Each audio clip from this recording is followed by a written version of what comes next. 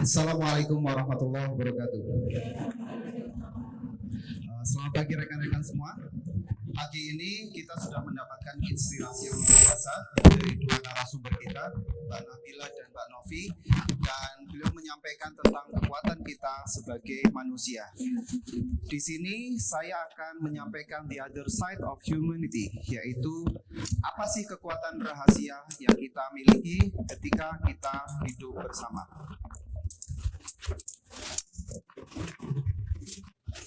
Dan saya akan memulainya dengan berita buruk, mohon maaf. Per 10 November pukul 17.00 ada lebih dari 3.400 bencana alam yang terjadi di seluruh Indonesia, dari Sabang sampai Merauke. Dan tanpa kita sadari, di sela-sela kegiatan kita sehari-hari, ada sekitar 7 juta penduduk Indonesia yang menderita karena bencana. Kalau ingin lihat lebih jauh lagi, seperti apa sih gambaran dampak dari bencana di Indonesia? Saya dan tim melakukan studi lapangan di pesisir utara Jawa. Sebagaimana mungkin yang sudah kita tahu, pesisir utara Jawa adalah daerah yang paling rentan dengan dampak iklim di Indonesia. Setiap tahun rata-rata terjadi penurunan tanah sekitar 4 cm. Sementara di sisi lain, akibat adanya climate change, permukaan laut itu terus meningkat. Kota-kota utama seperti Pekalongan, Semarang, dan lain sebagainya itu kehilangan sebagian banyak dari wilayahnya. Banjir mungkin hanya sekedar kenaikan permukaan air atau kenaikan permukaan laut bagi sebagian orang. Tetapi bagi masyarakat di pesisir utara Jawa, rob atau banjir telah menyebabkan ribuan hektar tanah pertanian tenggelam, kemudian ratusan hektar pertambakan juga hilang, dan kemudian ratusan rumah dan sumber mata pencaharian hilang. Rob telah menyebabkan extreme poverty dalam waktu yang sangat cepat. Pak Luhut menyampaikan bahwa dampak dari satu bencana saja, Rob, mencapai sekitar 1 triliun rupiah. Luar biasa. Tetapi teman-teman, ada satu fakta menarik bahwa 3.000 sekian bencana alam yang terjadi di tahun 2023 dan bencana-bencana yang kita lihat di sekitar kita, kalau kita lihat dalam timeline history hanyalah satu one eye blink, satu kedip mata, satu titik bencana dari ribuan atau bahkan jutaan bencana yang sudah dilewati oleh umat manusia. Pertanyaannya adalah, dari sekian ribuan bencana alam dan ancaman-ancaman yang sangat mematikan, kenapa kita manusia tetap bertahan? Itu yang ingin kami jawab lewat penelitian. Untuk menjawab pertanyaan itu, kami melakukan studi literatur sebagai seorang scholars. Kita mengkaji 40 penelitian empiris dari berbagai negara, melibatkan lebih dari 1.500 responden. Kemudian kita juga melakukan studi lapangan, melihat situasi yang dialami oleh masyarakat-masyarakat yang terdampak oleh bencana alam eksistensial. Apa lesson learn yang kita peroleh dari penelitian kami? 1. Identitas sosial. Apa itu identitas sosial? Identitas sosial adalah rasa ikatan emosional kita dengan kelompok atau kategori sosial tertentu. Identitas sosial adalah kepingan diri kita yang kita ambil dari orang-orang yang bersama kita. Dan yang ajaib dari identitas sosial adalah ketika identitas sosial kita kuat, maka keindividualitasan kita semakin melemah.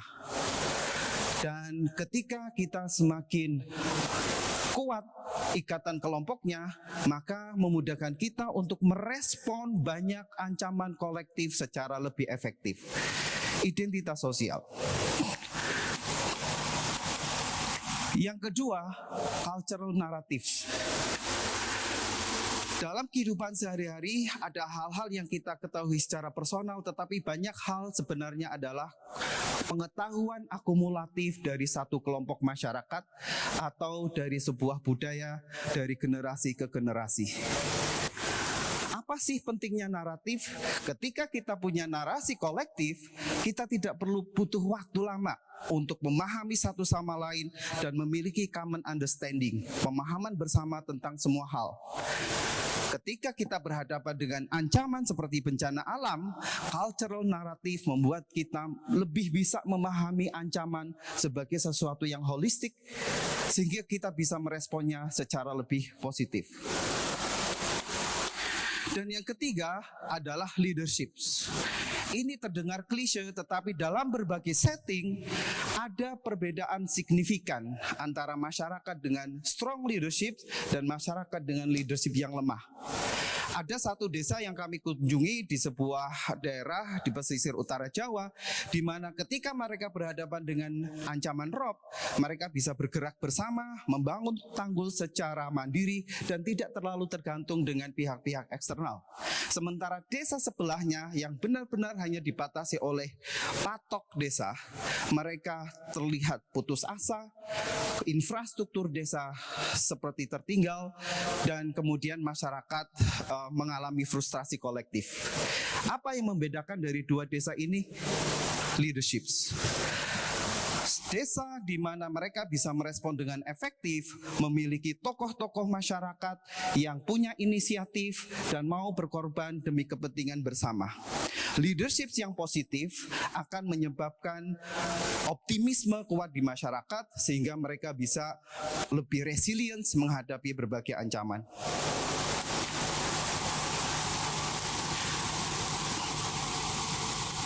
Kemudian pertanyaan berikutnya adalah bagaimana tiga hal ini relevan dengan kehidupan kita sehari-hari? Apakah kekuatan bersama kita hanya berfungsi ketika kita menghadapi bencana?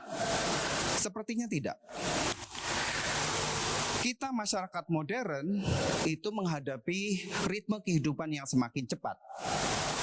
Interaksi sosial kita semakin intensif, tetapi ironisnya ikatan sosial kita dengan kelompok, dengan orang lain itu semakin menurun. Di dalam masyarakat modern kita semakin kehilangan kekuatan kebersamaan. Padahal di sisi lain, saat ini, detik ini kita menghadapi satu ancaman serius. Global change, climate change. Perubahan iklim menciptakan ancaman eksistensial yang mengancam kehidupan umat manusia di masa depan. Pertanyaannya adalah bagaimana masyarakat modern bisa menghadapi tantangan sebesar climate change? Maka dalam kesempatan kali ini saya ingin membagi 3 key insight dari penelitian puluhan studi empiris di psikologi. Yang pertama adalah dalam kehidupan modern, inilah saatnya kita mulai membangun kembali identitas bersama. Tidak hanya sebagai satu kelompok kecil, tidak hanya sebagai satu bangsa, tetapi juga sebagai satu kesatuan umat manusia.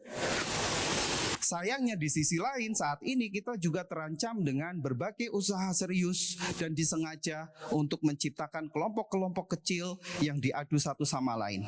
Kita kehilangan identitas bersama. Kemudian yang kedua adalah kita perlu narasi kolektif. Kita perlu satu pengetahuan yang dimiliki saya, dimiliki Anda, dan dimiliki oleh miliaran manusia di penduduk di bumi ini. Dengan narasi kolektif, kita bisa bergerak secara lebih efektif sehingga bisa menghadapi tantangan global climate change. Kemudian yang terakhir adalah kepemimpinan. Kita butuh kepemimpinan yang positif, kepemimpinan yang menunjukkan optimisme dan kerelaan untuk berkorban demi kepentingan bersama. Saat kita terikat bersama, individualitas kita memang semakin menurun.